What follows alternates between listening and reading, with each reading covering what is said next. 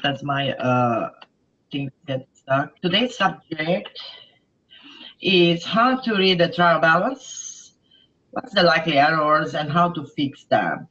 Well, these subjects, we could talk about this for 2 weeks, but we try to cover the main areas. I did focus mainly on how to read the trial balance, and in the moment you know how to read it and how to make sense of the accounting formula, then you might understand how to find the errors yourself. Every file is specific. There are some common errors, but basically what I'm trying to stress out in my video, it is start to develop an analytical mind and try to figure out the errors. I am always available, and at the end of the session you're gonna see how I can help you, or we can help you if you hit walls with this.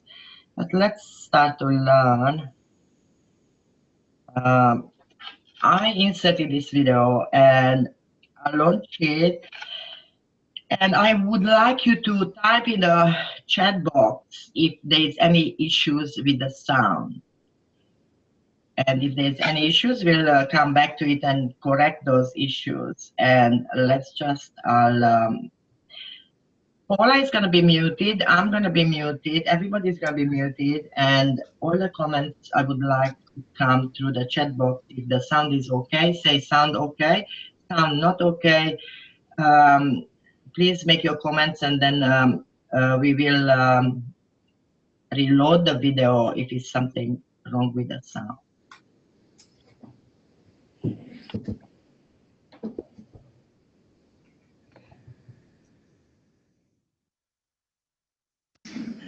Good morning, everyone, and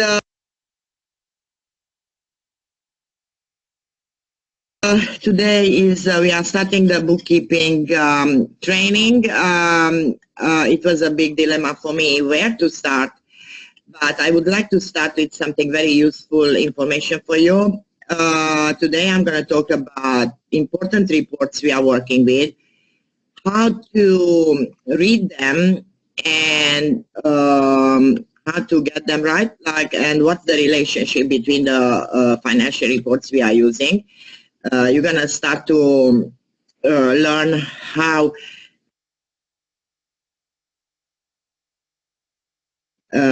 what's included in a profit and loss, what's debit and credit in profit and loss, and what's included in a balance sheet, and what is debit and a credit in a balance sheet, and how the accounting formula works. Then we'll look up trial balance, where you know, I try to teach you how to read a trial balance and to detect what can be wrong in them. But in deeper details, we're going to enter trial balance in deeper details as we go along.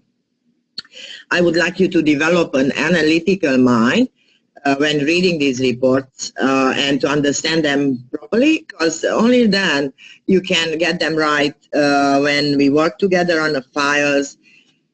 And so you're going to become a specialist, you know, so you're not going to miss things, and you're going to understand why is this, why is that. Now, here at the moment, I have a complex, this is a trust,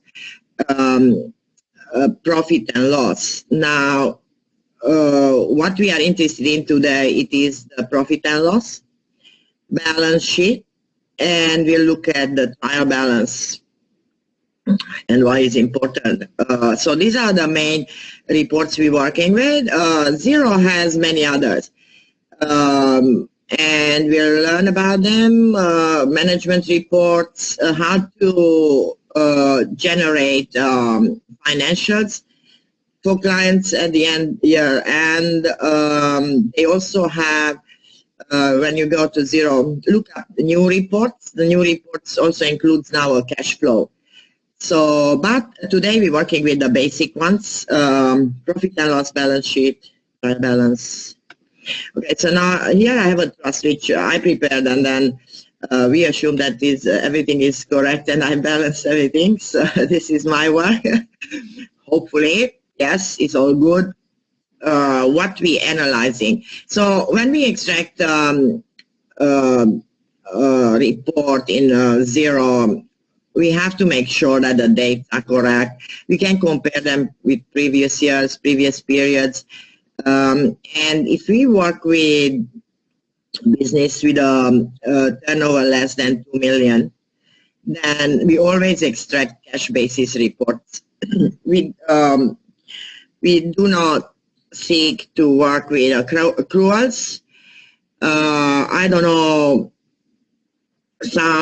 you might find that some clients, they report on you have to really analyze the best, because some clients by mistake, they might report in accrual basis on GST, and that makes it difficult. If they did set up their GST on accrual basis, or and you think that they should be on cash basis, now please advise the client that someone in the past set it up incorrectly, and just bring them back to cash basis. Because if their turnover is less than 2 million, this is a small business concession rule, and should be taken up. What do I mean? Cash basis. Cash basis is only the money which they were actually paid, and the money which they actually were received during this period. We are not counting for invoices issued and unpaid, because we believe that the client shouldn't pay tax on some money which didn't come in.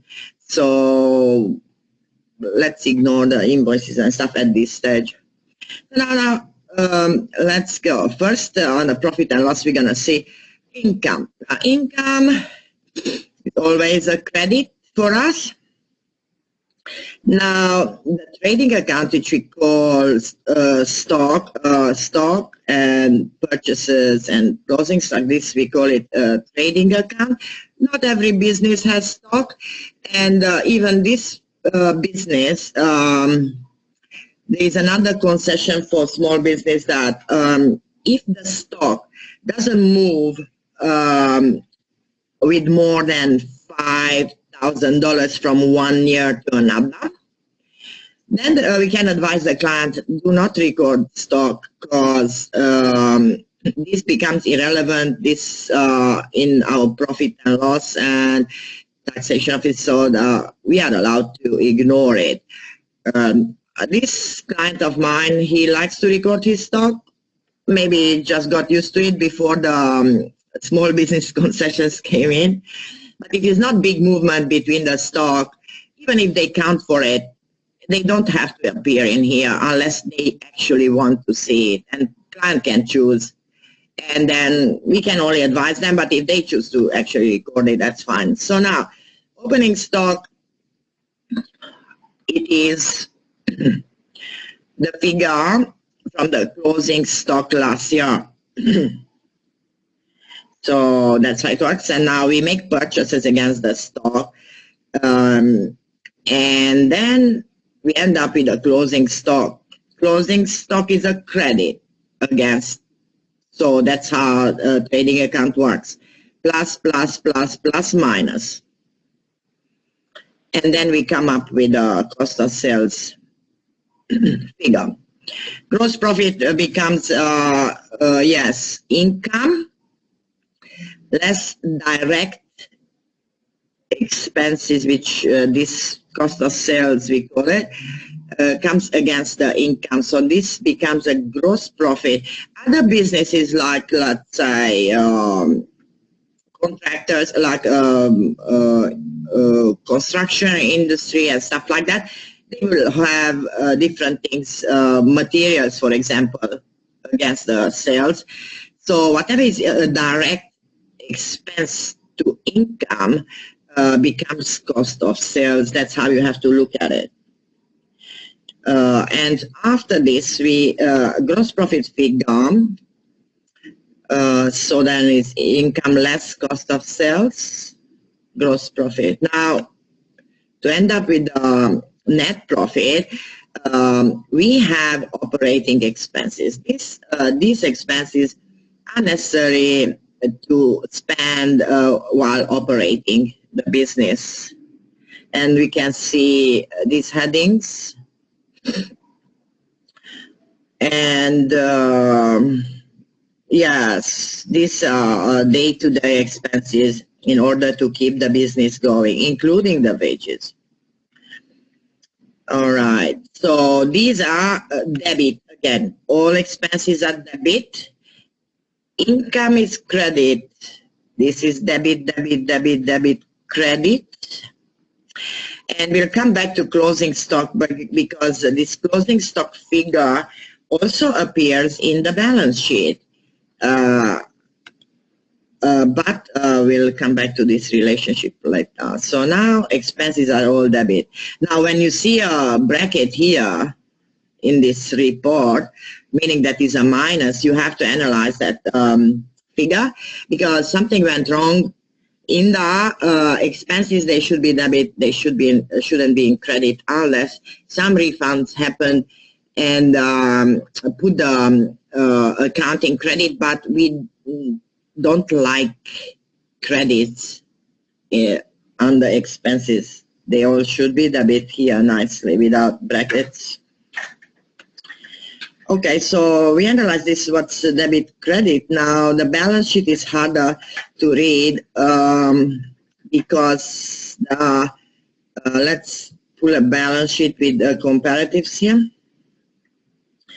I have to work with, sorry, but I have to work with a real client because the demo company doesn't give us enough material to learn from.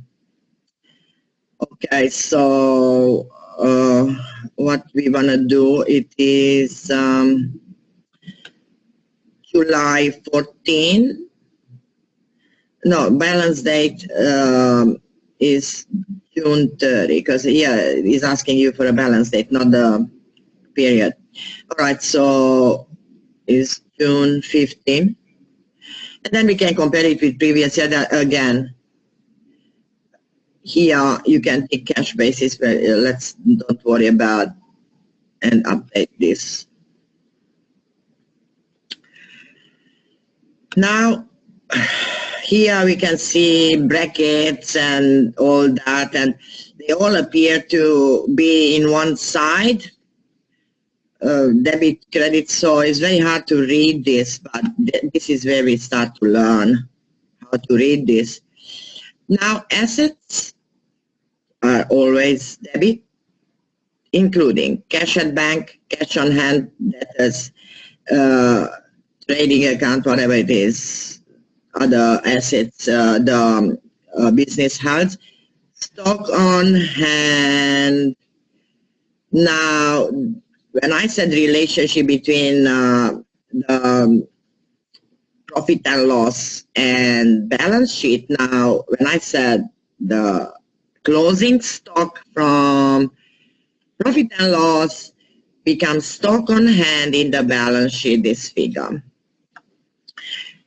And if this entry, when we have a trading account in the profit and loss and this entry is not appears in the balance sheet, is something wrong. You have to go and why don't we have this figure in the balance sheet? We have to reconstruct the whole thing. All right, as we said, assets should be debit, but there's interesting things happening in here. The actual asset is a debit. When we go accumulated depreciation on building, this is write-offs, like building write-offs from the quantity surveyors report. Now we can depreciate buildings and we can depreciate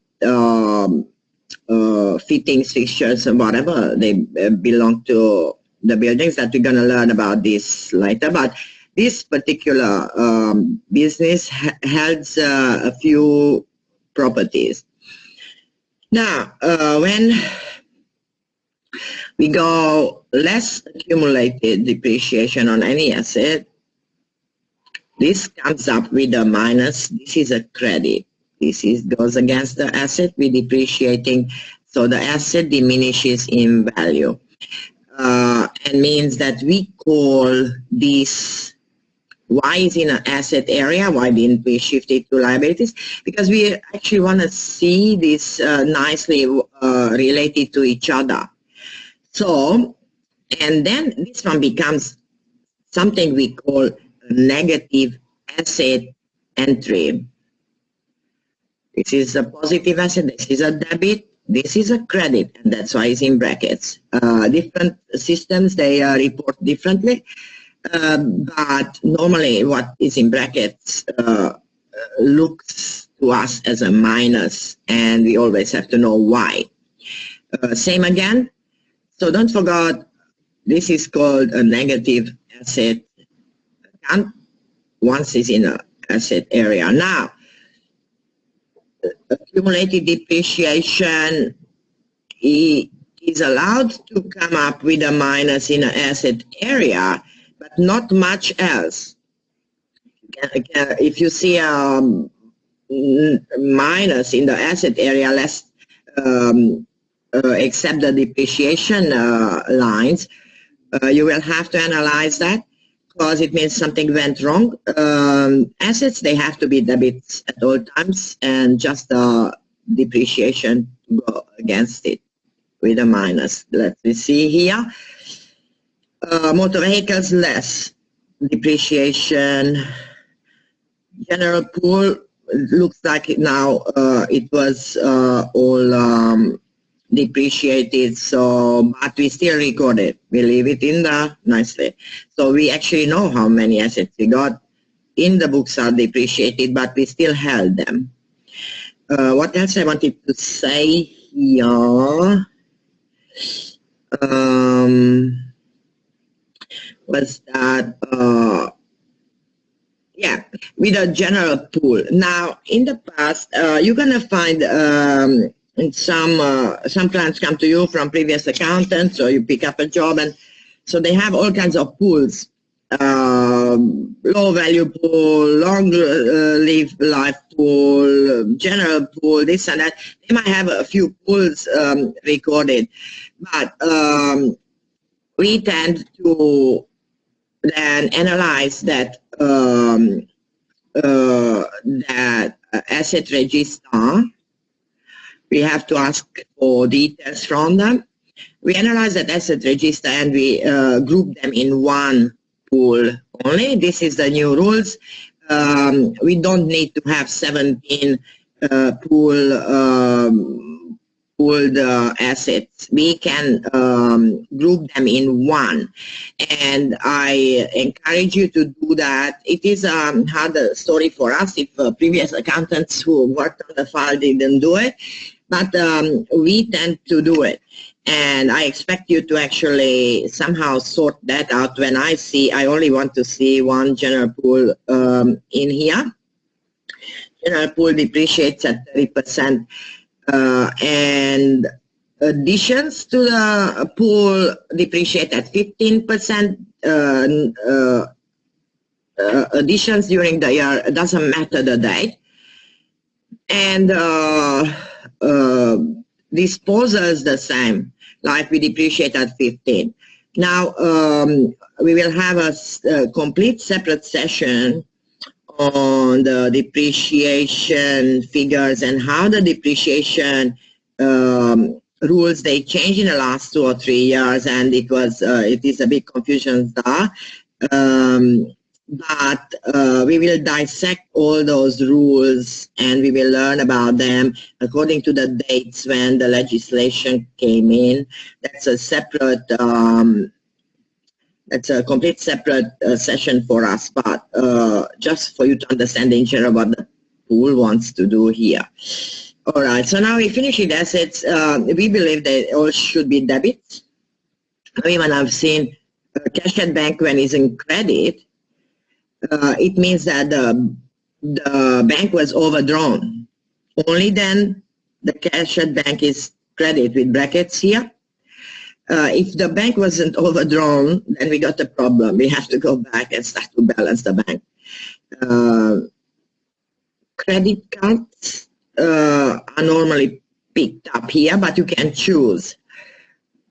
You can choose to set up a credit card, but we'll talk about this next week. You can choose to set up a credit card grouped with a bank accounts, but that one will be minus. That one is going to have a credit balance. I suggest to set up, because it's two ways to set up a credit card. We'll see it next week. We suggest to set it up in the liabilities area.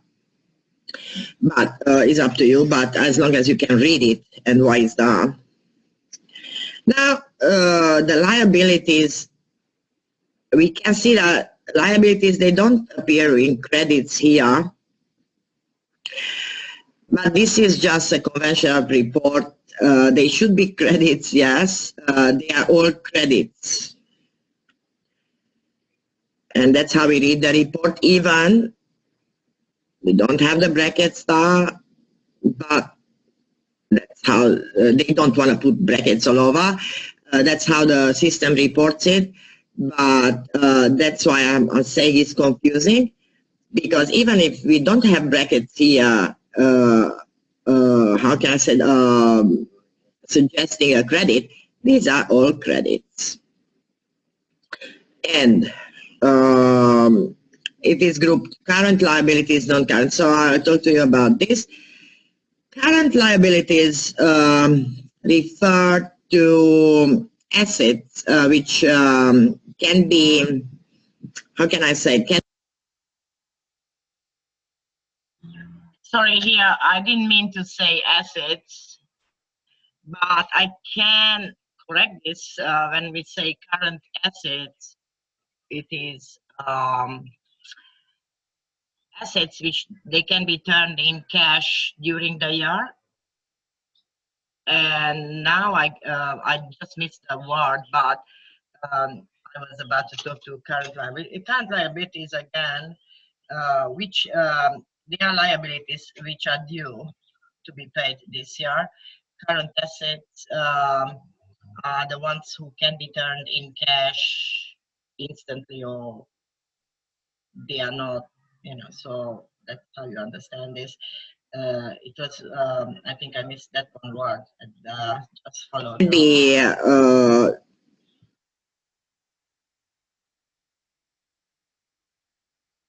transformed in cash, or they relate to this particular financial year. They should be paid out this year.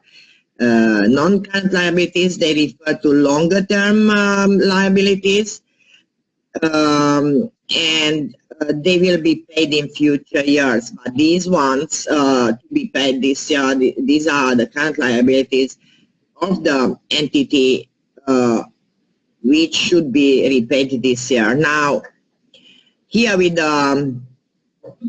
what I got here, which looks a bit strange to become a current liability, we can choose to make it current or non-current, but these are the loans, these are the beneficiaries' loans, how they accumulated over the years at the movement.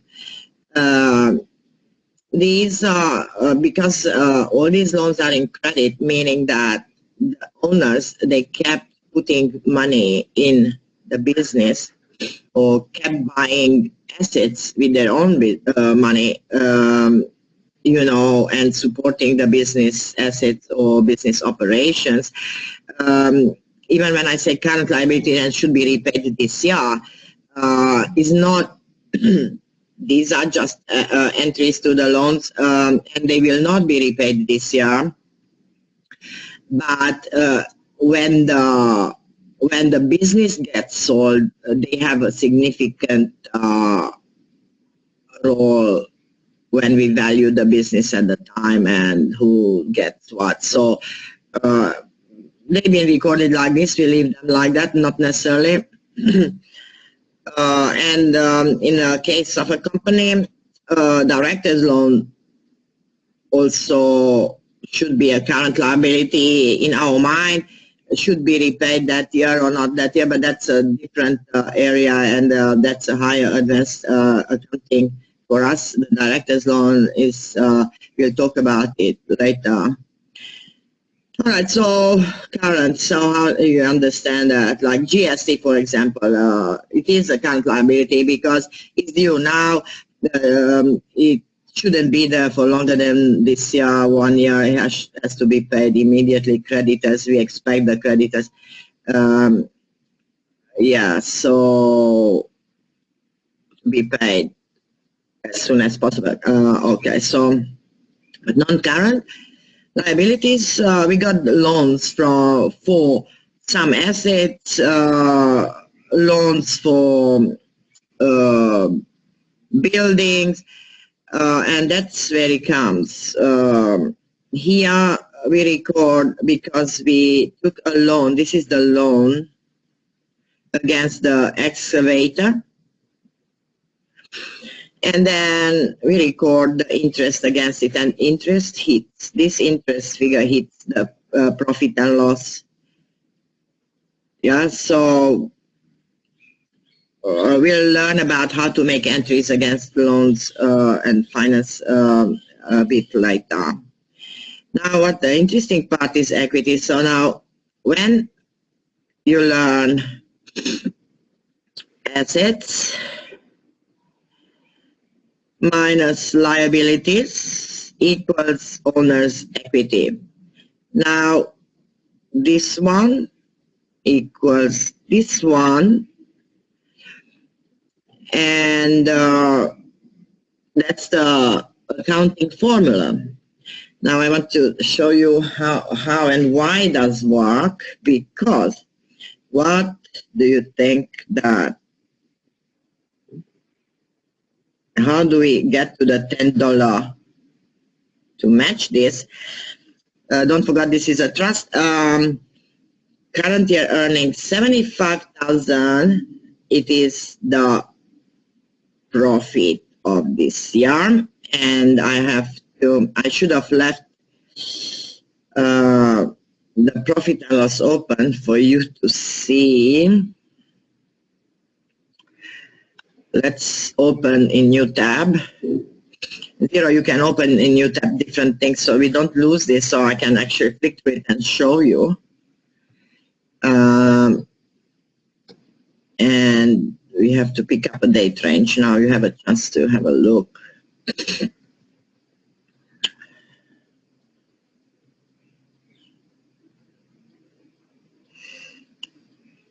Yeah, I think, yeah, 1st of July to 30 June 15. And they got shortcuts how to find the date.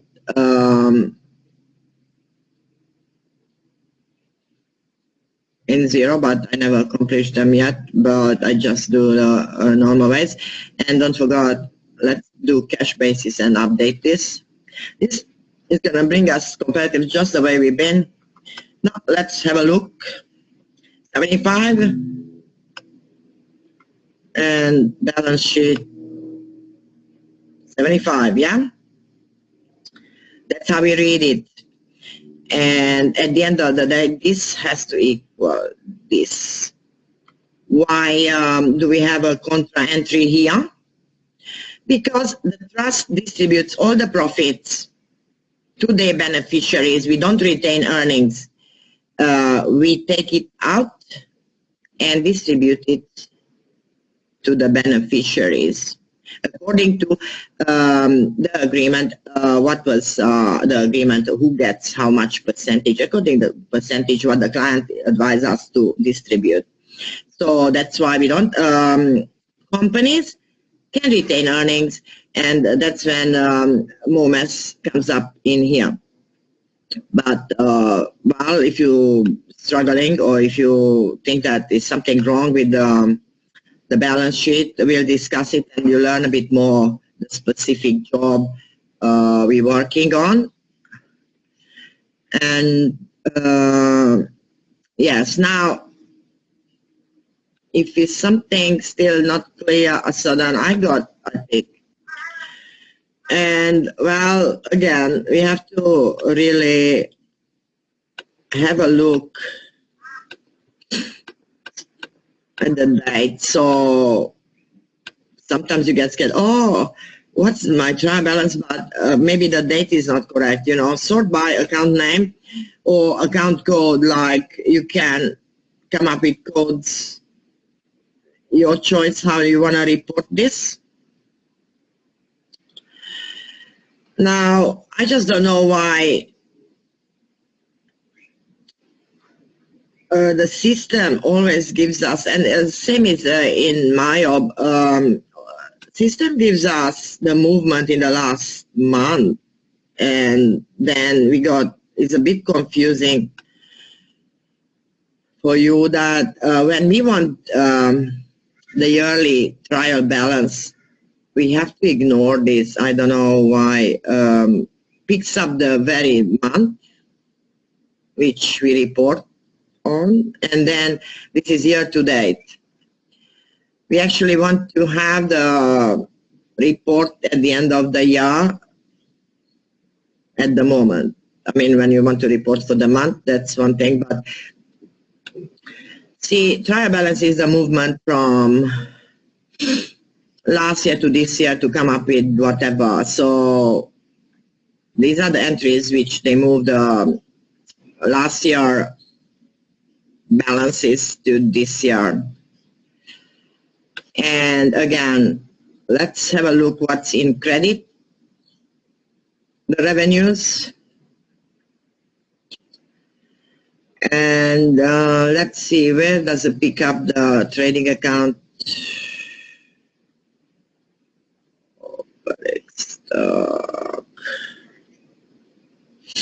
I think here puts it all in one and doesn't pick up, so opening. So it just consolidated it in one line here. It is up to the accounting system how it reports for it, but it is a debit at the moment, and the equivalent in credit is in the balance sheet. Okay, so let's go. Expenses nicely picked up in debits.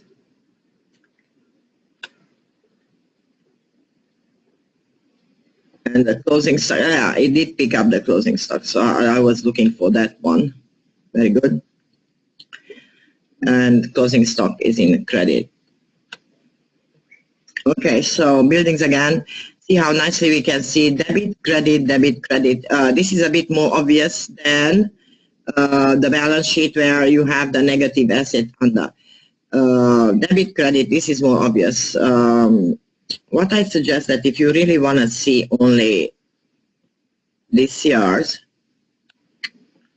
and not the month, and analyze it from there, we can export it to an Excel and then just delete these two columns. Yeah, I think Zero came up with more flexible reporting lately, and there's videos to be watched, and I'm gonna just find them for you because I just watched one the other day where they included columns. You can include columns or delete columns from the report the way you want to see it. They improved it. It's a matter of fact for us to learn it, learn all the innovation what Zero does. All right, so it is obvious now. Assets go debit, but only what I said goes credit. The depreciation ones, and that's why I said that reading the trial balance is more obvious, and you can find the mistakes easier from a trial balance when you read this. Trial balance, it is the whole activity of the business during the year in one report. And again, accounting, because we have a double entry accounting, debits will have, credits will have to match debits, and we have to have debits equal credits because of double entry system. Everything comes in has a contra entry in credit. So any debit has a contra entry in credit somewhere, somehow, in some account. We can't just lose an entry and never follow it up on the other side. So our trial balance has to balance. And if it doesn't, it is a big, big problem. Normally, zero doesn't allow you for that much error. Other systems, they do. And you're going to see when we start to learn how, when we transfer trial balance from other systems to zero, there is a room for errors because it is our entry. It is our work coming in as a journal here.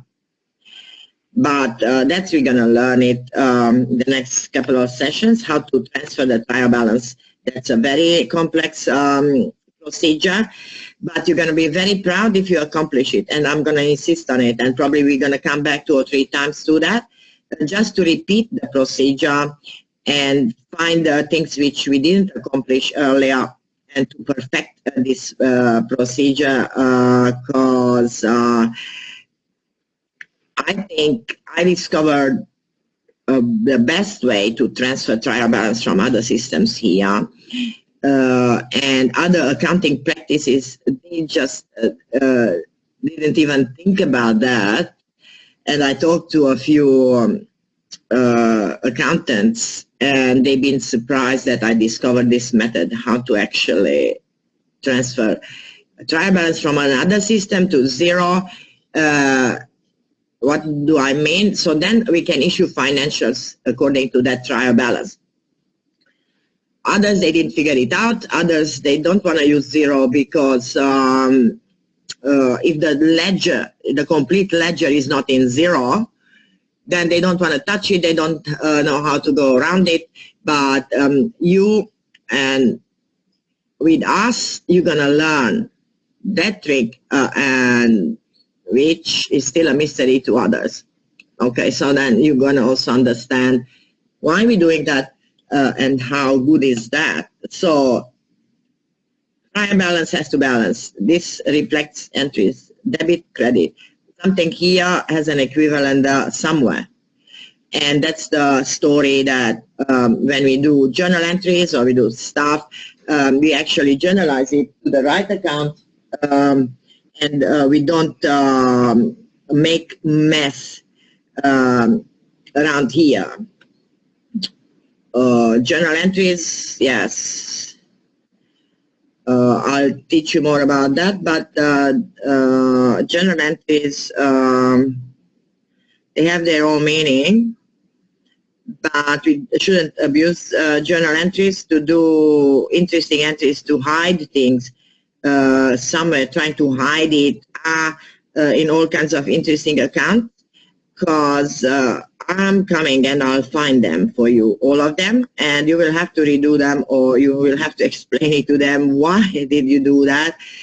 And then I'm going to explain it to you why I was wrong and where I should have gone. So we will always have to learn where the entries go, and we will learn to analyze a trial balance, a messy one, and then I'll ask you to identify what could go wrong in here, and then we start to analyze it. I had very interesting ones to do, and I want you to develop an analytical mind when analyzing these reports, to realize what could go wrong, why did it go wrong, and how to correct it.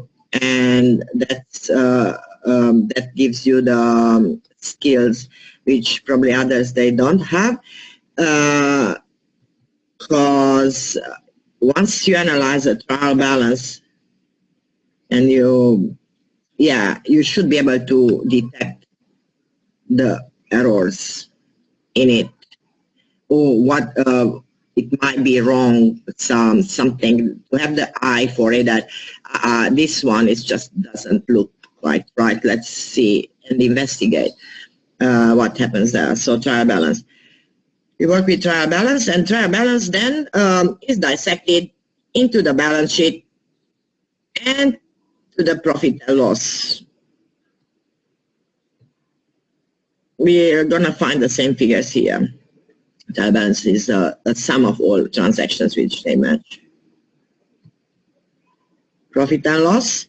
So financial position, financial performance, financial position, how many assets and how many liabilities we got, and how they relate to each other. So now with this, my elaboration about what's debit, what's credit, and what reports we are working with, and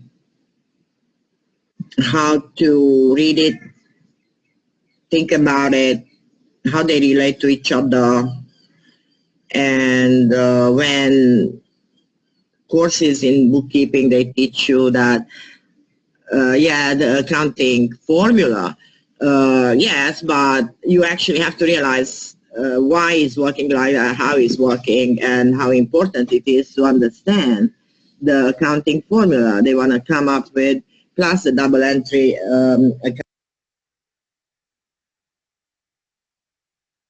accounting. So I hope I didn't start this course a bit too deep for you, but I'm sure that anyone has to be able to read profit and loss, balance sheet, and how they relate to each other, and the trial balance. So we'll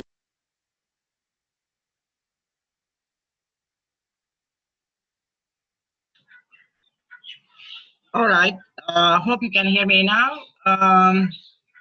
And I'm waiting for questions. At least one question, please.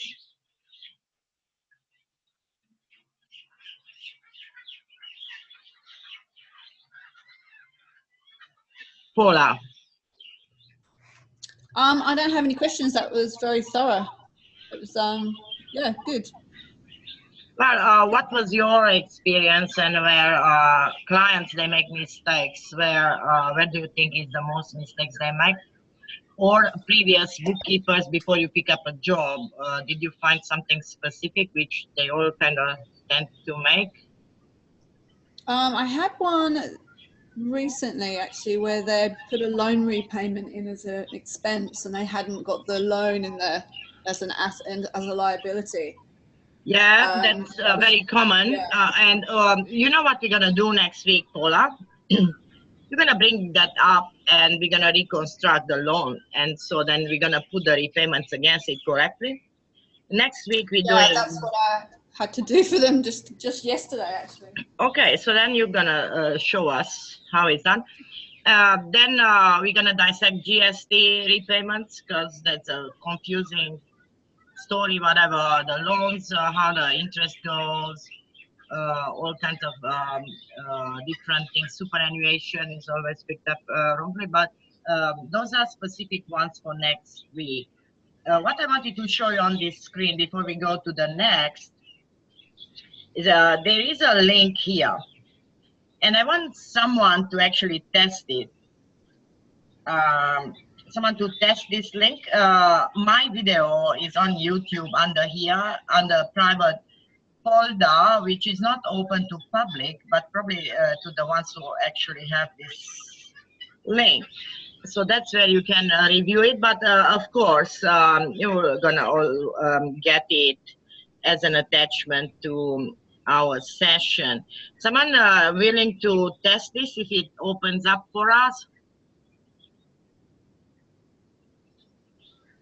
Yeah.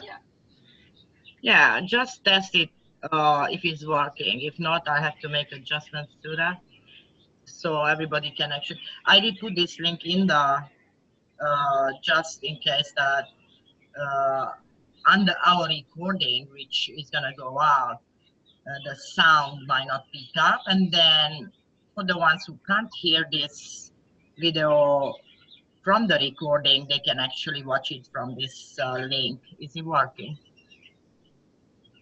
I can't see a link. Should there be one on my screen? You can see my screen? I can see your screen, but it's just got the zero demo, the list of clients. Is nothing underneath it? Ah, yes. It's. I have my toolbar, and it covers that up. My participants and share screen, etc. So Yeah, it should be a link there. Can you just copy and paste and test it for me, please? Can you scroll that up a little bit higher for me, because I've got a bar at the bottom that covers that. Oh no. I don't know what to do with it. Let me see if I can move my. This one? Right. Okay. Hold on, just a second.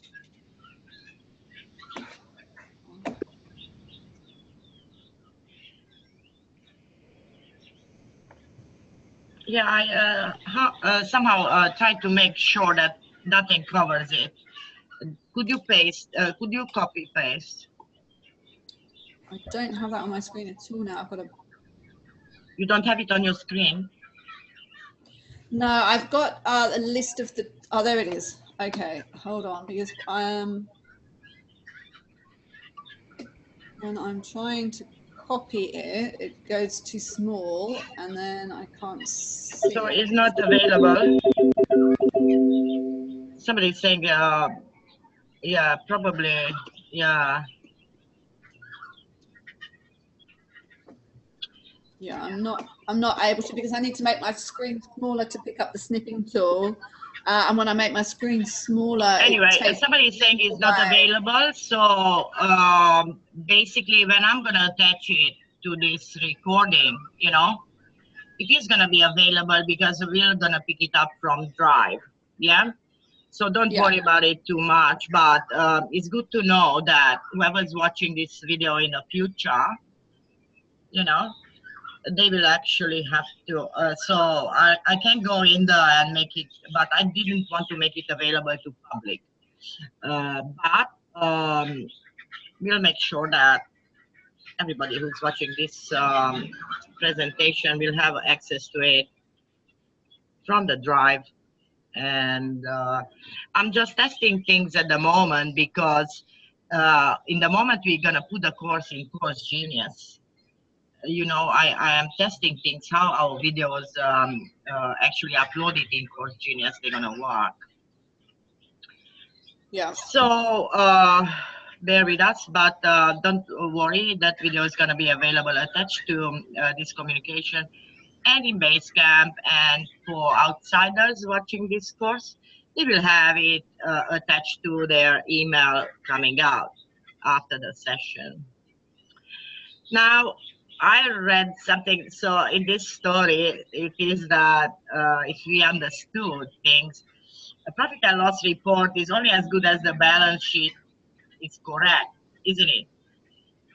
Yeah, exactly. If the balance sheet is not correct, and the trial balance can reveal errors, but not all errors are picked up.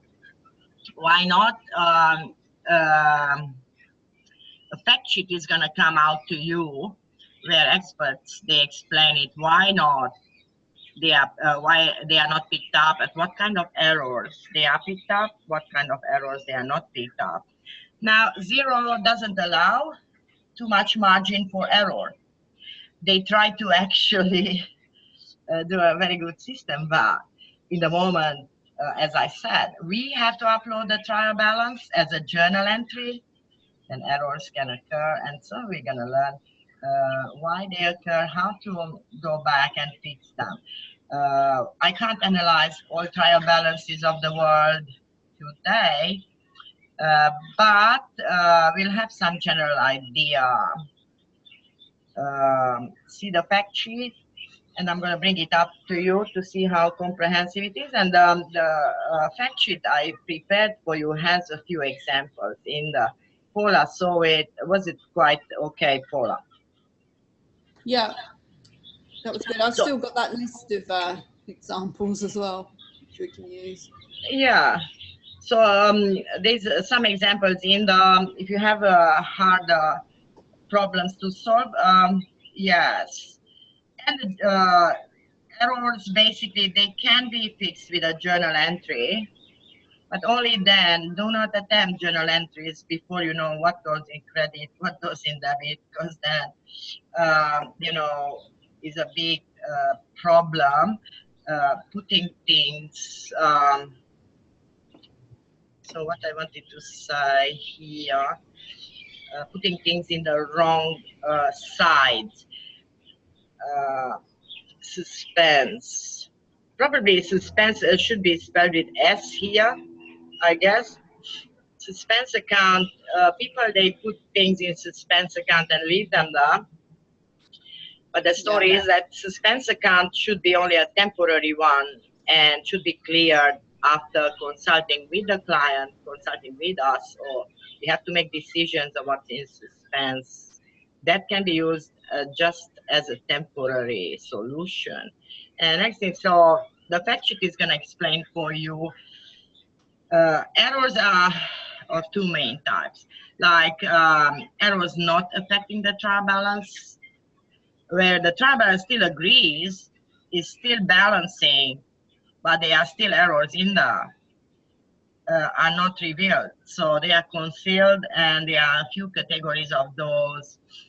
And we shouldn't be just happy, yes, our trial balance balances, but it might not. The entries which we made, and they are not revealed in it, they might not come up. And we have to use our best judgment at all times. Then errors affecting trial balance, where you can clearly see that the trial balance doesn't balance. This is not in zero. It's not, you can't do that only, you know, when in different systems. Or for example, someone comes with a shoebox to you and you have to actually reconstruct the trial balance, because otherwise we can't put it in the tax return. Well, then you got problems. When you're using an amazing system, it won't let you make too many errors or one-sided errors where the trial balance doesn't balance. So just again, your best judgment, please. Now, they classified errors not affecting a trial balance, and there are still errors. They say errors of omission, errors of commission, and the fact sheet is going to explain this to you. Please read the fact sheet I'm going to issue with this. Errors of principal, errors of original entry, complete reversal, compensating errors, errors of duplication, errors of transposition. Don't get scared of this list, because the fact sheet is going to nicely explain it to you and come up with small examples, so you're going to actually be able to make sense. These are just, you know, expert classifications of errors. And then again, don't get scared of this either. We will have small examples for you in the fact sheet. This is when you reconstruct the trial balance from different compilation papers. And this can give you a headaches. Yes, but don't get scared. Then experts, they do actually come up with a sequence of how to correct them. But again, we'll have examples of this in the fact sheet, but you have to use your best judgment. When they say suspense account, yes, so I did miss that spelling, which I don't normally do. I only make spelling mistakes 1 in 100 years. But anyway, then yes, there's a kind of sequence. You have to be didactic about this. Something goes wrong, you have to be able to fix it somehow. Okay, your questions, please, because see, I'll bring up the, till you prepare your questions, I'll bring up the fact sheet for you to see that you shouldn't be scared of the subject, and some they are really quite explained in here. Yeah. Can you see my screen? Yeah. So they cannot say what it is. Yeah. And there's a small example for you to actually make sense of what that.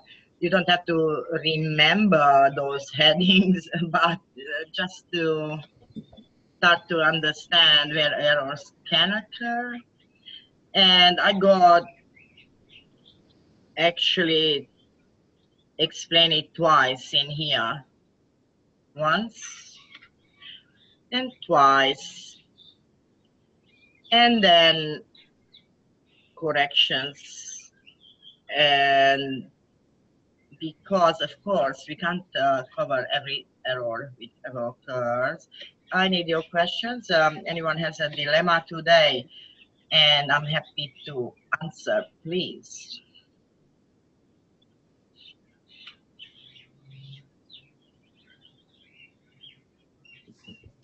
Must be some questions, because I had questions for 10 years till I could fix a trial balance.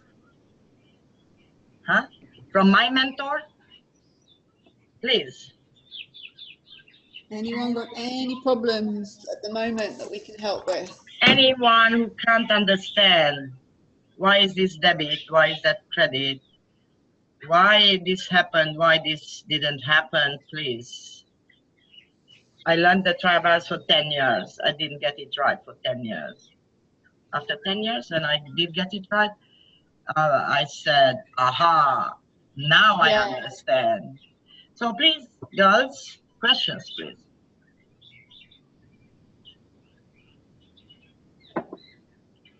No question. I can't believe this. Then we'll have questions as we go along, because the next slide, you will have to come up with one. So that's homework for you. Any problem file on your desk?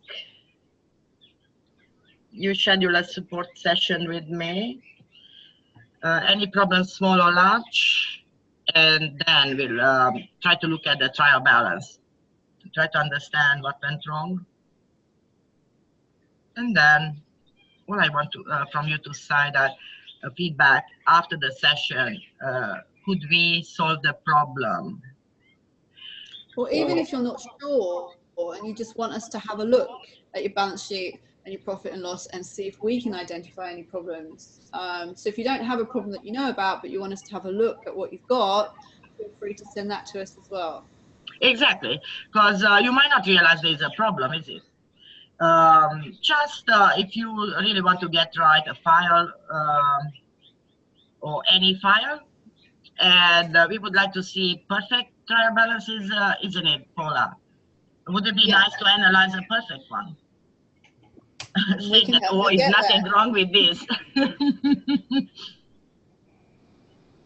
How many times we did come across with a trial balance we never had to fix anything? How many times did you? Never. That's right. Yes, I never in 20 years. So yes, our bookkeepers, they do have hit and miss problems. We did have an amazing case study with Bianca. Like I did record that session with Bianca, and all we could do on the first session is to actually build up a query list for the client, because things were so many missing from the records that they actually had to come and produce those source documents for us to be able to reconstruct it. So even identifying what is missing, what documents we need from the client, which the client was not used to producing those documents previously, because nobody did ask them for it. Some, trust me, some clients are out in the dark over there, and their reports are not reliable. Now, with that that said, our reports, when you work with us on files, they will have to be reliable. And my problem with yes, outdoor session, but they have to be reliable, and they will have to, also the client has to be advised of how to read them. So first you learn it, and then you advise your client how to read it. And if something went wrong previously, you will have to be able to explain. Now, up until you get to that level, you are our member, or you will become our member, or even if you are not our member, but you have questions through this course, please, this is your homework. Don't believe you can skip it, because in September there will be an assessment and we will add up all your homework together.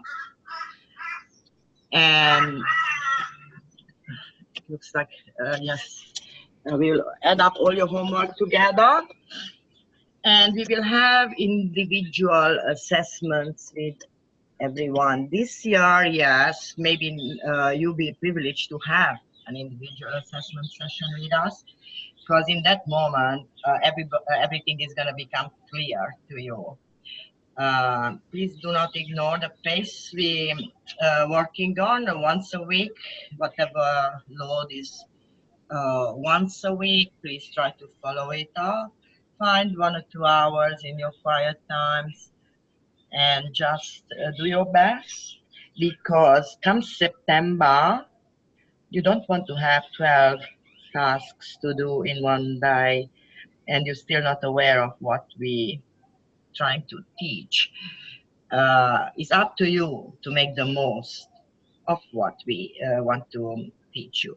So because those trial balances are so specific for each client, and then you only doing practical examples, you will learn from it, or you just start to learn from it. Even a start is a good one. So please do your best and follow up the course. It is for you. We made this course for you. So please, yes. So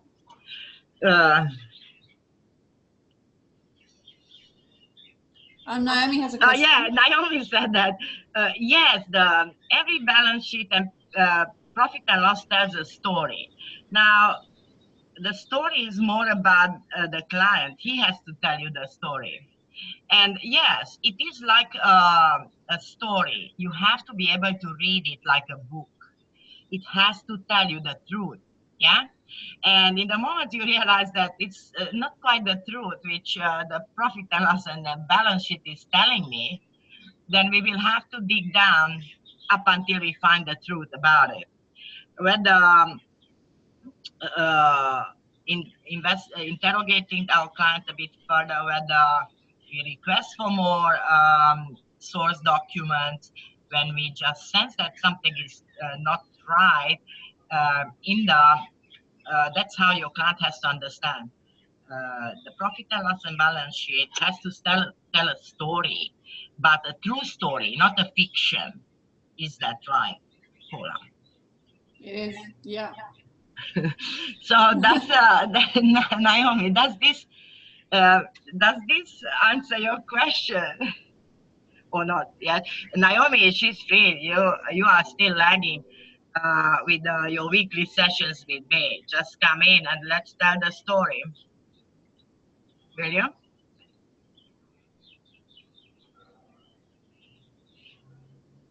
Yes. Yeah, will you come in with me, Naomi, and let's have a look at a couple of your trial balances, and then I'll teach you how to tell the story to your client. Why is true, why is not true, or if it's true, well, we are happy. But even your client has to know that story, that behind his story, it is a true figure. And behind the figures, there is always a person, the owner of the business. And he has the right to know the truth. Am I right?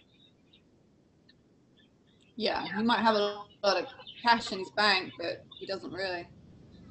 Yeah, so in our case, many accountants, they like to keep clients in the dark, yeah, because they believe that if they don't tell the truth to the client, or they just also work in a dark file, they just come up with some figures at the end of the year, client signs it, client will never know the truth, client will never have the right figures, and client will never understand.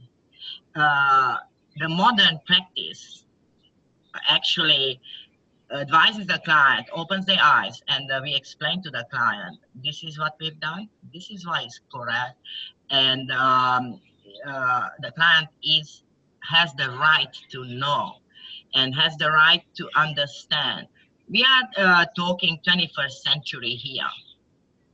If the client doesn't know the truth and the client cannot follow his figures, he's going to be worried all the way. We want to take that worry away from them, and working with us, is going to be a breeze. The clients are going to love you forever. And you're going to love us because we did follow that kind of conduct. Please try us, and please try my knowledge, try Paula's knowledge, try David's knowledge, try our knowledge as much as we are available. We are available, and please reach out to us. It's up to you, please. Small question, large question, and let's learn how to tell the story.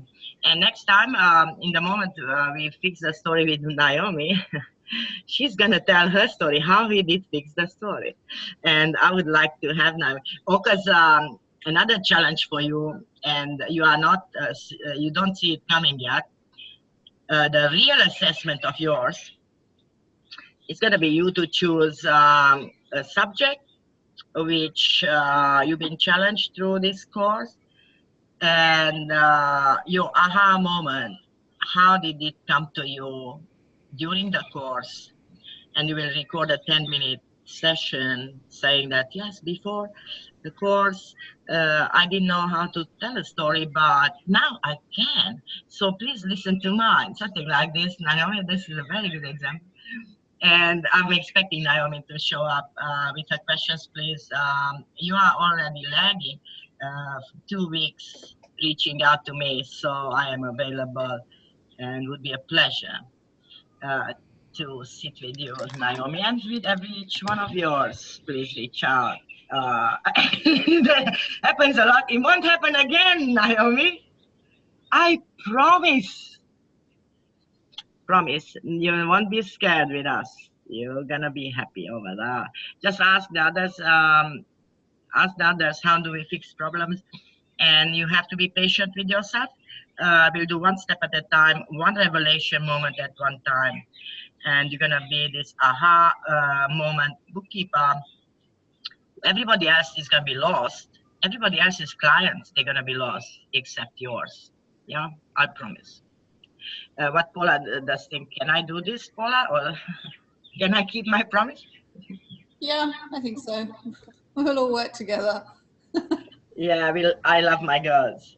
So don't forget that. You are always welcome. Come in and let's fix things. So one more thing here before we go. Probably we did drag this on a bit, but doesn't matter. I'll make sure that the video is going to be available for you, the fact sheet in the same time. And so David was about to come, not with a question of the week this week, but he wanted to explain his GSC tool-based reconciliation tool he built for you for this tax season. It's not too late. I'm sure that he's gonna record this for you in the next 2 days or so. At his own pace, it would be even better without keeping David under pressure. And that session is gonna be attached to session number 4.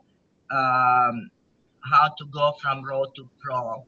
Today was the first real lesson of this, where we start to dig deeper, and we are searching for answers and aha moments with our members. I hope that we're gonna have much more as we go. Just be patient with yourself and enjoy what we provide. I would like to hear more questions. One more question and we'll wrap it up, girls. One more question, please. Amy must have some. Amy? No?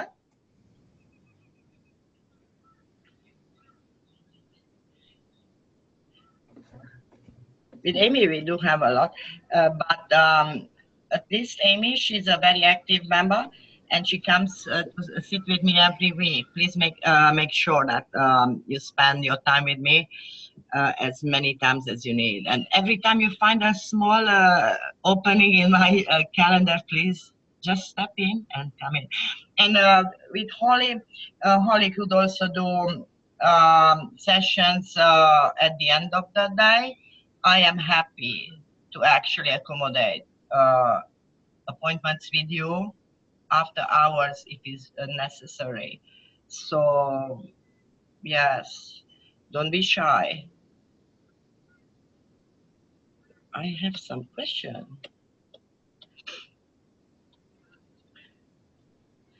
Yeah, Amy said that she's gonna gather all her files by the time she's got the session with me this week. This is the way to do it, girls. Please. You might not find your file because it's filed somewhere away, but you know that something is bothering you or something needs to be solved this week. Please dig them out and come to me, and you'll be happy you did. So all the best. And Paula, you wanna wrap it up for us, please? Thanks for a very informative session, Priscilla. And please, yeah, if you guys have got any problems that you need help with, make sure you reach out to us. And we'll see you next week. Thanks, girls. We know that your time is as precious as our time, so we do thank you for your time attending.